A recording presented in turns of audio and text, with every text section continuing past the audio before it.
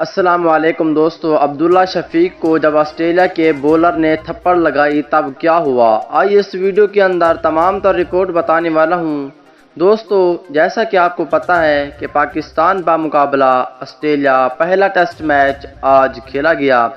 اسی test match میں Australia کے بولر نے بہت زیادہ زور سے تھپڑ لگائی ہے۔ تمام تر تفصیل اور اس ویڈیو کے اندر آپ دوستوں کو وہ کلپس بھی دکھانے والا ہوں۔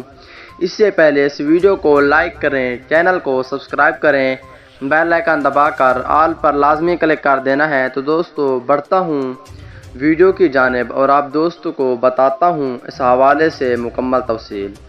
دوستو عبداللہ شفیق نے جب سنچری مکمل کرنے کے بعد، اصل میں بات یہ ہے کہ پہلے سنچری مکمل کی ہے امام الحق نے، اس کے بعد سنچری مکمل کی ہے عبداللہ شفیق نے۔